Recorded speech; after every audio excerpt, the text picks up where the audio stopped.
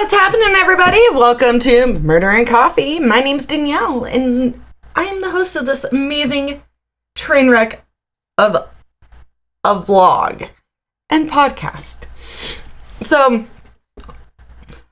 I did 2 intro videos last week, or previously.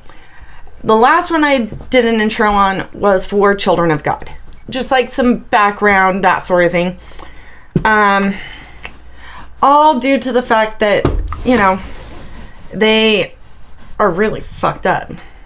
Like, super fucked up. Sorry, my mouth hates me today.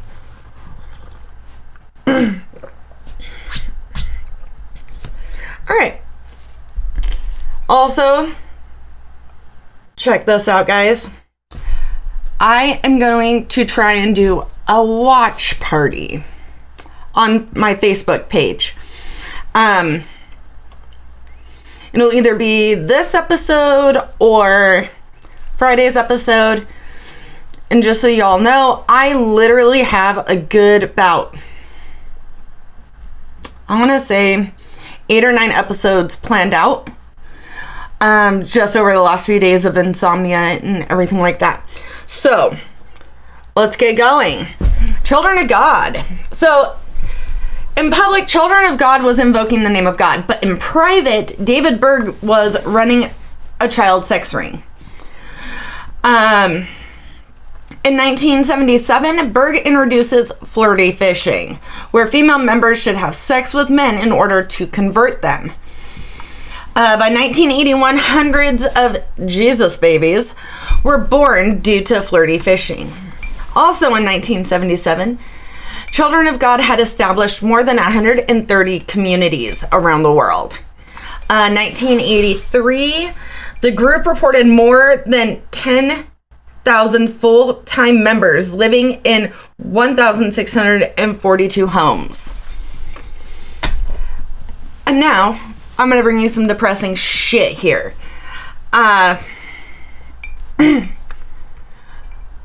Intro to the depressing shit. Ricky Rodriguez. If any of you are familiar with the Children of God, Caleb, I just like to randomly call out my friends and my husband's friends, okay? You know that he was born to one of Berg's wives in 1975, where Berg adopted the boy into their own personal family. He renamed... Alright, so he was renamed DeVito by Berg. And from toddlerhood, he witnessed people have sex, fondled his nanny's breasts, and was molested. All of this was photographed or described for the DeVito book, which Berg published as an instruction manual on how to raise kids. First off, fucking disgusting. Other names for this cult, Children of God was the original from 1968 to 1977. Family International, 2004 to present. The Family of Love, 1978 to 1981. The Family, 1982 through 1994. And once again, The Family from 1995 to 2003. The one from 1995 to 2003, they tried to kind of revamp the core of the group and try to make it less about sex and more about God. But lo and behold, it's a cult. It doesn't work that way, people. All right, so David Berg was the leader and founder until his death in 1994. Karen Zerby, also Ricky Rodriguez's mother, took over leadership in 1994 and is still the leader today. Zerby was David Berg, one of David Berg's wives. Berg was a former Christian and Missionary Alliance pastor. The group referred to the outside world as the system. Berg published nearly 3,000 letters over a 24-year period. Those letters were called the Mo letters. In a letter in 1972, Berg stated that he was God's prophet for the contemporary world. This was said to solidify his spiritual authority within the group. publications acknowledged his own feelings and weaknesses. The Family of Love era was characterized by international... Please hold. My computer decided to freeze for a moment. So, while this is... Oh, hey, look, there we go. The Family of Love era was characterized by international expansion. In 1996, before the dissolution of the Children of God, David Berg had introduced a new proselytizing method called flirty fishing. That was not in 1996. That was 1976. I think I fat-fingered.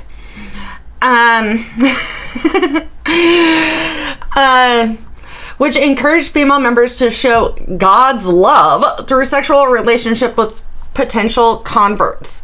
Women were often given money for sex by those converts. They were considered hookers for God.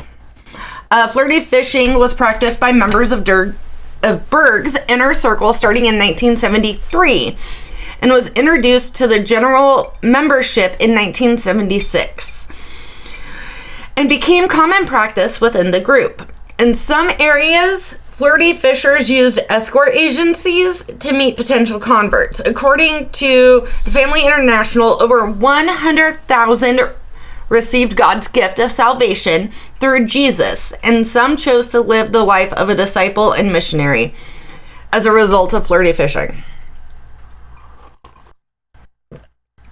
I have like 8 pages of notes, you guys. Like, oh yeah, I was right. I have 8 pages. So bear with me here.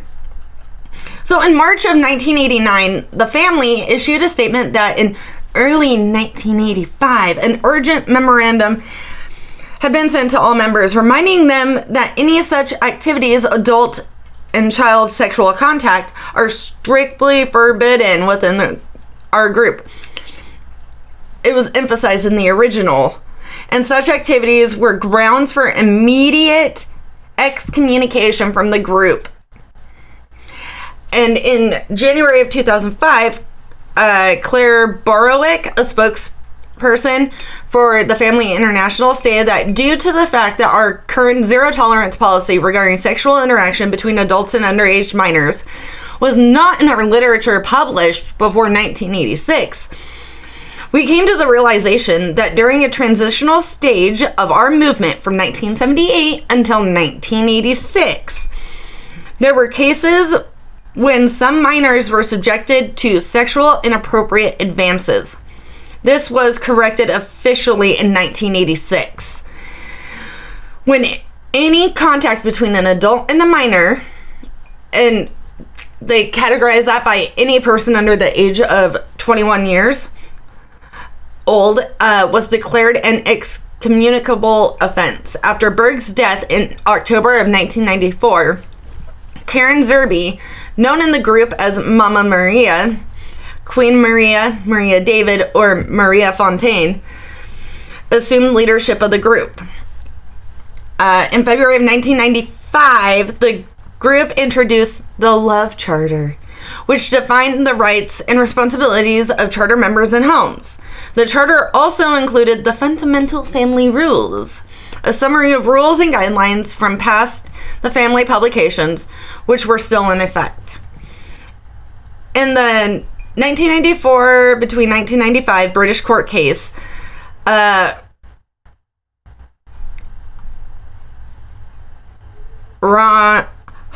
Lord Justice Alan Ward ruled that the group, including some of its top leaders, had in the past engaged in abusive sexual practices involving minors, and had also used severe corporal punishment and sequestration of minors.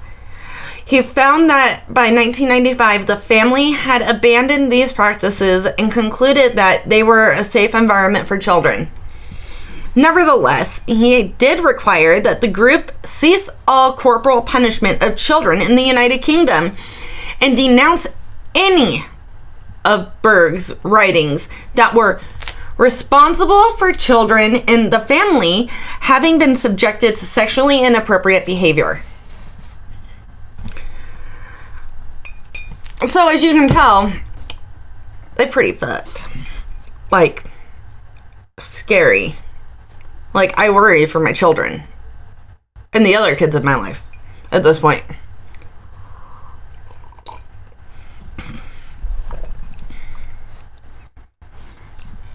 All right. So,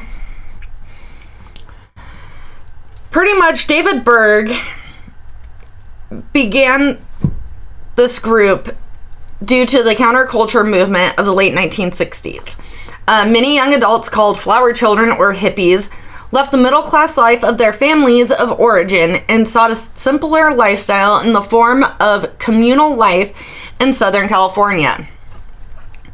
So, a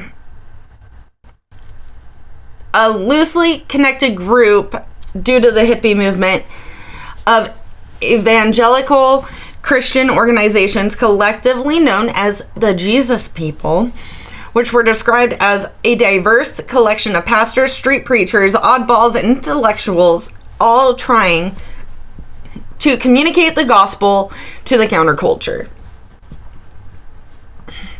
David Berg was one of those in that group.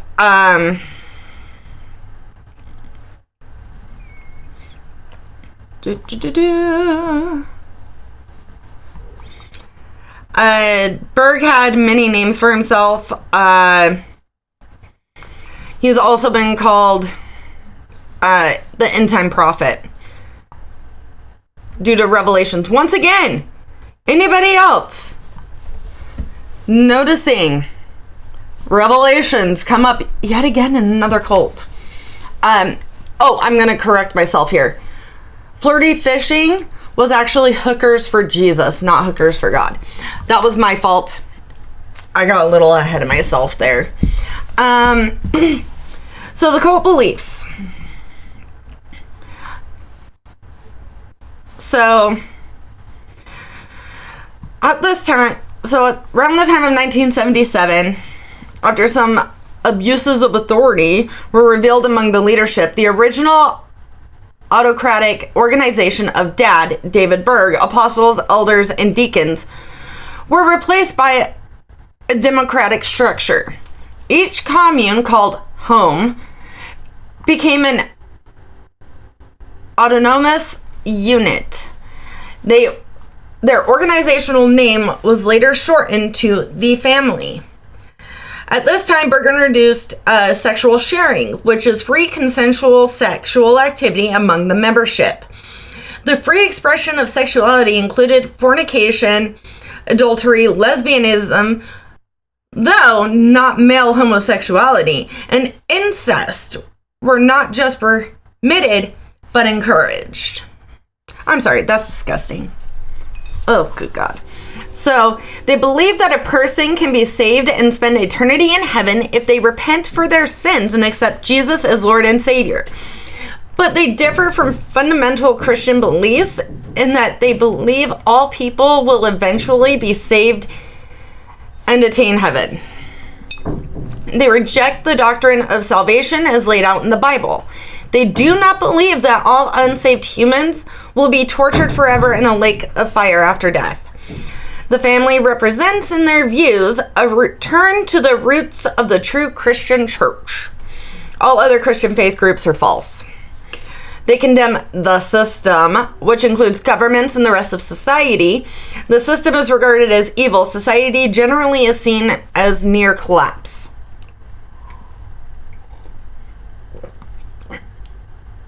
They live in a little fucking bubble and, they have a right. It is near collapse. Fucking deal with it. It's always going to be that way. Nothing's going to fucking change, people. They base their religion on their interpretation of the Bible. A secondary source are the writings of their founder. Two sources state that Berg's writings are considered to override the Bible in cases of conflict. Another says the opposite. So they believe sexual enjoyment from masturbation to intercourse is considered a gift of God. It is an activity that is to be thoroughly enjoyed as a major focus of one's life.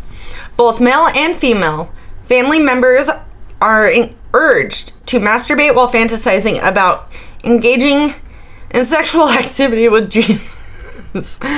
They embrace free, consensual sexuality as a gift of God. I'm sorry, I still laugh at that, and I'm the one who typed that part. Oh, shit. Okay. Carrying on then.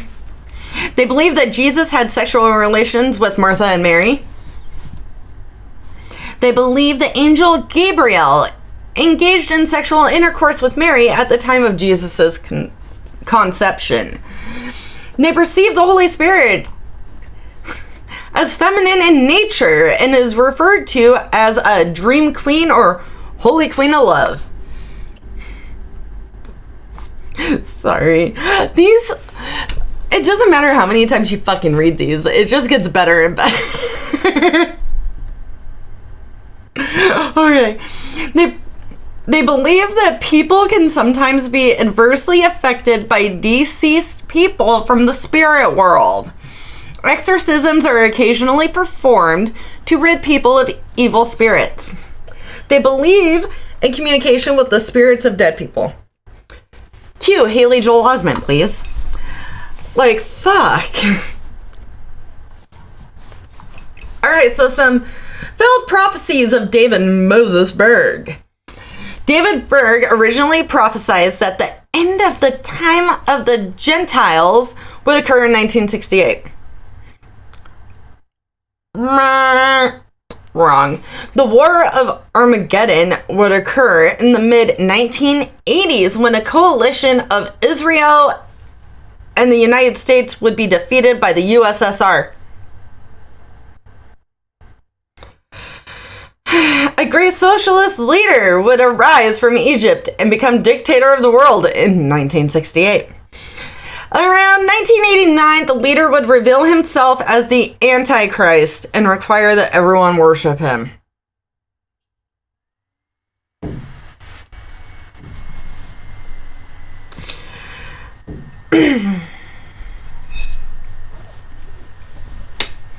So, Jesus Christ would return in 1993. All of the saved will then take part in their rapture and ascend to heaven. Satan would be overcome, and Christ will rule over the earth for 1,000 years with the assistance of Children of God members.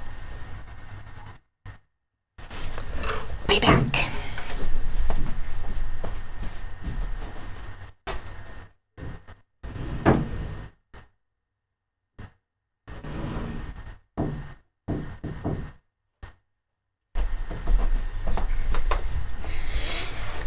And you know what? I'm going to tell my husband not to cut that out. My daughter's cat wanted out of the studio. I'm going to be honest. And she was like knocking against the doors and it was pissing me the fuck off. So those are his failed prophecies. There were 5 of them. I'm pretty sure he had a lot more, but only 5 were recorded. So the Children of God law of love dictates that free expression of love and therefore sex is holy. According to Children of God, sex was part of God's love. So sharing love was good and pure, and withholding love was selfish, proud, and often punishable. Let's see here. I watched the Children of God documentary on Netflix a few nights ago because I just wanted to check up on this again. Actually, it was before I had done this. And there was one woman on that documentary who was punished for not wanting to share. It's disgusting. Like, fuck off. Someone comes near my man, I'm not a violent person, but I'll become violent. Better believe. Berg, who was totally fine with being sent a videotape of a child performing a striptease just for him, called male homosexuality a disgusting perversion, most likely caused by female demons.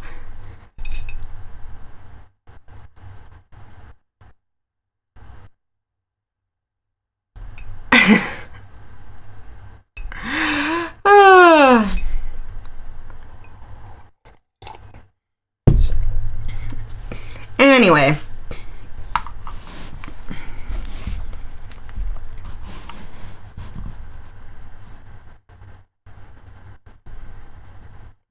Yeah, no, not okay. I'm sorry. I was speechless still, even after typing this.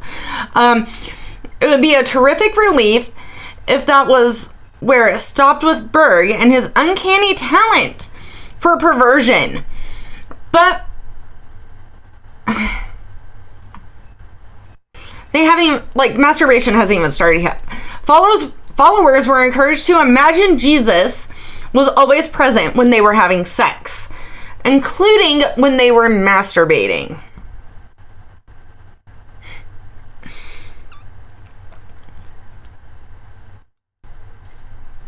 I'm sorry, but, and this is gonna sound really douchey, I prefer not to envision Jesus or God while I'm trying to get busy.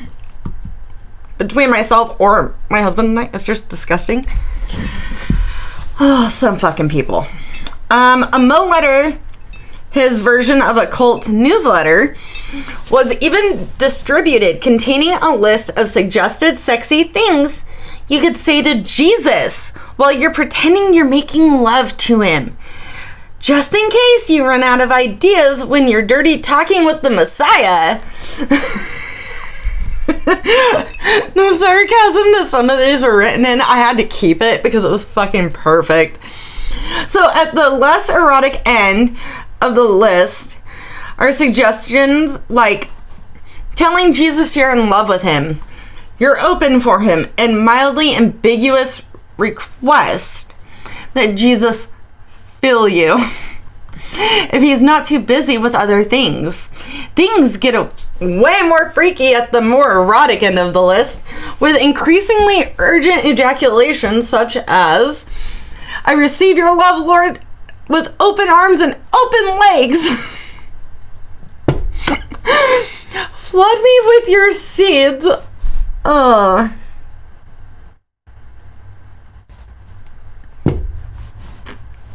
And the utterly unambiguous, my pussy is excited for you, Jesus.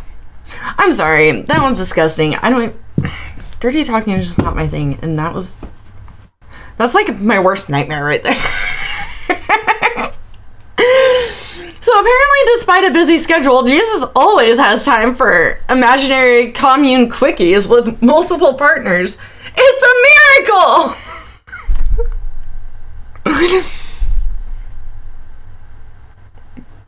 I apologize right now.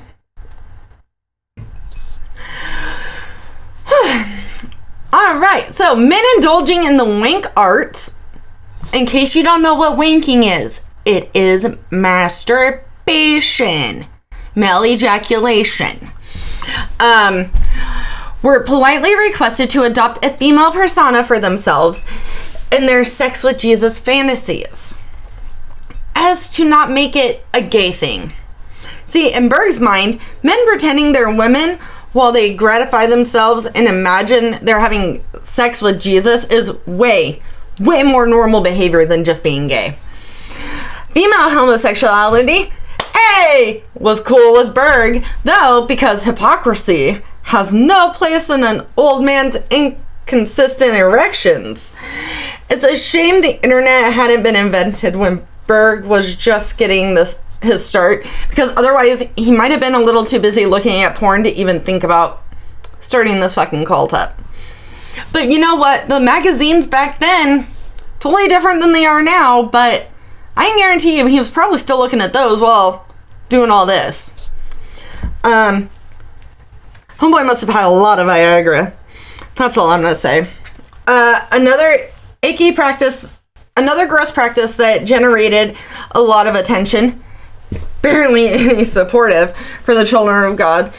It seems undeniably gross. Women, whether they felt like it or not, were required to share themselves sexually with other men in the children of God homes. It was considered a duty, and a duty that was only required of women. So men go out, get their dick wet when they want, but, women, we don't have a choice. God forbid we think for ourselves. It's like L. Ron Hubbard. Jesus. Within the children of God, adult men only had sex when they wanted to. But very frequently, adult women had sex when they didn't want to. And with people they did not even want to have sex with. I'm sorry. No. Sharing was so commonplace, the word became a euphemism for sex. And some homes drew up sharing schedules to really get organized about coercing people into a swinger lifestyle. This cult is pretty much a fucking orgy. Jesus Christ, this man was... One of Berg's repeated lessons was God gave us flesh, so flesh should be exposed and celebrated. And followers, or at least the female followers, should glorify God via dancing. He instructed that videos of women dancing should be sent back to him. Birth control was banned so that the group's numbers would grow. The FBI was investigating an international cult with strong links to the Gold Coast after a barrage of affidavits from second-generation members who say their lives were ruined by sexual abuse and mind control. The family formerly...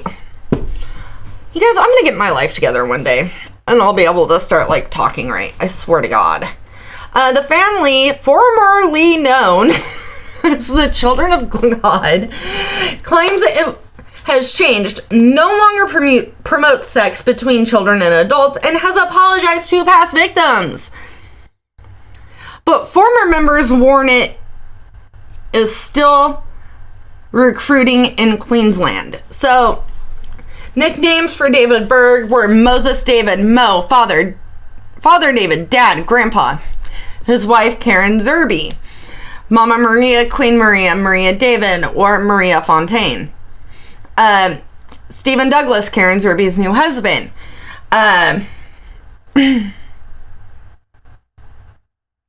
Stephen Douglas Kelly, aka Peter Amsterdam or King Peter.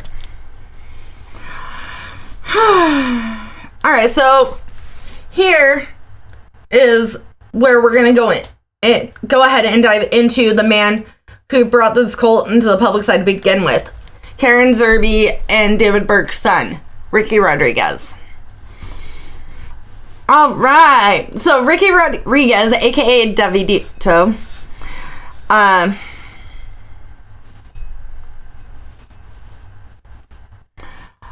also went by Richard Peter Rodriguez, Richard Peter Smith, and David Moses Zerby. Was born on January 25th, 1975. Committed suicide January 8th, 2005. Was an ex-member of the Children of God, known as the Family, when he committed a murder-suicide in 2005.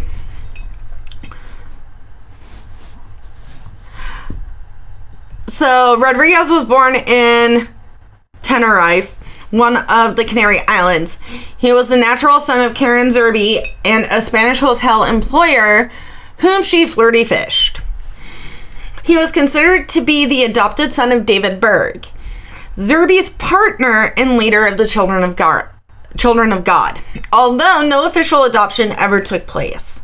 Rodriguez later developed a deep-seated resentment towards Berg and Zerby because of the sexual abuse he had suffered as a child and the unconventional upbringing, although his sister, with whom he grew up, does not hold the same views.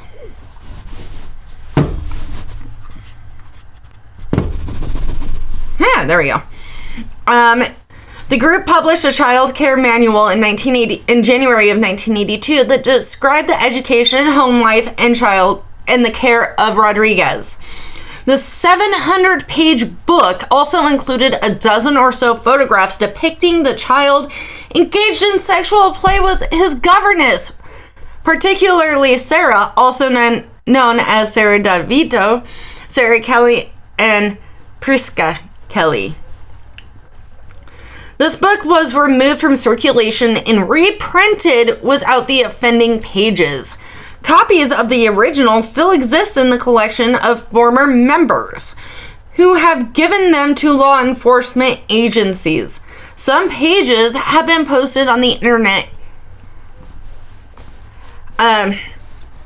You can look up the story of Davidito, and I'll go ahead and I'll put it down there. The extent to which Rodriguez was subject to inappropriate sexual activity is disputed. In a 1994 interview with David Millecran regarding the incidents recorded in the story of Davidito, Rodriguez said, "People feel that the sexual activities I had occurred so much more than it really did. They believe it had a bigger emphasis and played a greater part than it did. If they think my early life revolved around sex, it's going to seem very weird. But I know this wasn't the case, so it was not such a big deal to me." On January 7th, 2005, 29-year-old Ricky Rodriguez recorded his final thoughts as he prepared to embark on a violent rampage of revenge. Some of the things this is a direct quote, by the way. So I'm just gonna go ahead and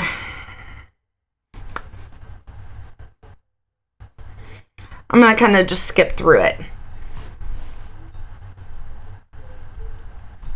Right here. So I'm going to go ahead and I'm going to post that video on here. It's heartbreaking to watch. It really is. And you can tell he's just so broken. I'm going to post his video and the one that I originally saw first. It's heartbreaking, and it's actually kind of terrifying to see how broken someone can get. Like, we're all broken. Okay, all of us, no matter what. We're all broken. But this just, like, it kind of broke my heart watching. Even the first one I watched, because his, wife, whom he had separated from,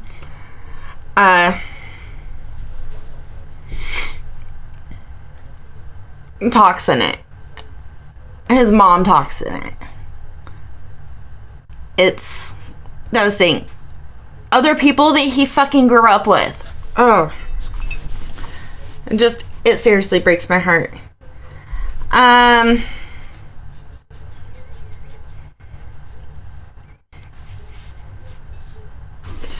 So, in September of 2004, after separating from his wife, Rodriguez moved to Tucson, Arizona, and worked as an electrician. According to accounts by his friends and relatives, he moved there because he heard his mother had visited, and he wanted to find her. Her location being secret to him, because he had spoken out about his childhood. January 2005, he arranged a meeting with a former associate of his mother's, who was involved in his childhood sexual molestation, Angela Smith, formerly known as Susan Joy Cotton, and stabbed her to death in his apartment. He then drove to Blythe, California, where he shot himself in the head.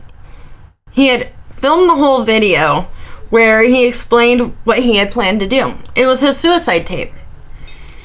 He mailed this to a friend, where it was received a few days after the murder-suicide and then released to the public. According to an article in the New York Times, in the video he said he saw himself as a vigilante, avenging children like him and his sisters, who had been subject to rapes and beatings. There's this need that I have, he said. It's not a want, it's a need for revenge. It's a need for justice, because I can't go on like this.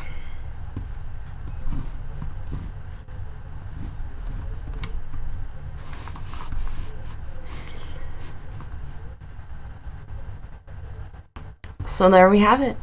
Children of God. Like I mentioned, River Phoenix, Joaquin Phoenix, and Rose McGowan were all a part of this cult. They were raised in it. And they've spoken out about it. There were numerous suicides due to this group. And it's disgusting.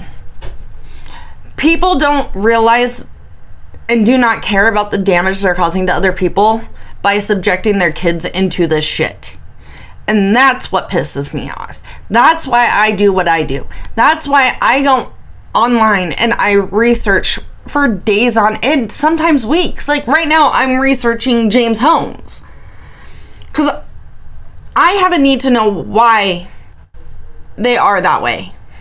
Why they do this. Why they do that. I need to know why options A, B, C, and D happen, but not X, Y, and Z.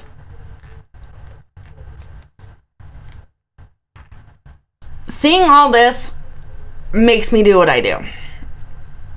Doesn't make me, actually. I do it because I need the answers. Not just for me, but for the public. And that's what I look for while I'm doing this. I've realized, yeah, I may pop jokes here and there. All that shit. But really, I just want to inform you of what in the fuck is out there. These people are disgusting.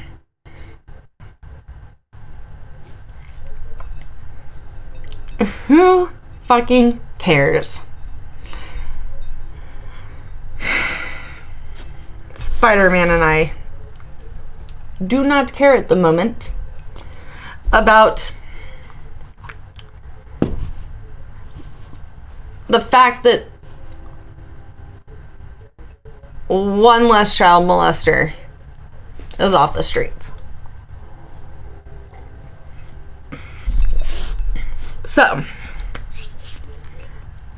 like I said, I'm going to have both the links down below for those two videos that I watched on it. I'll put the YouTube, or not the YouTube name, the documentary name from Netflix down below.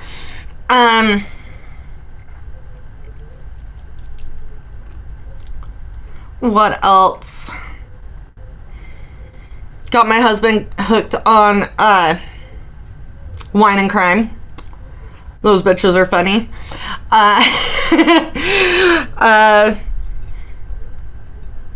What else? There was something else I was going to say.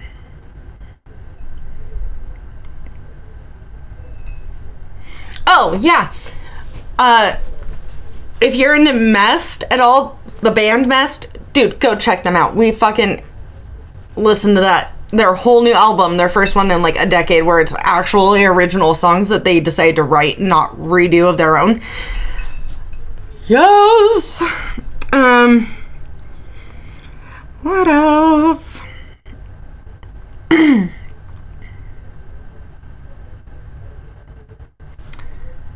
Yeah, I guess that's it.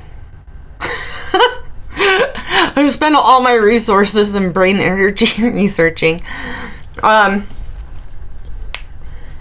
So, yeah, I guess that's it, you guys. Like I said, I'm going to try and start doing watch parties once or twice a month. So keep an eye out for that. Also, yeah. Remember, like, comment, subscribe, follow me on Facebook. Theme song is Blackest Eyes by The Sky Burns Brighter. And thank you to my husband Brian for editing all my shit and dealing with my randomness and my neurotic pulling off headphones and going, this is fucking disgusting. Yeah, it's gonna be great. Thanks, everybody.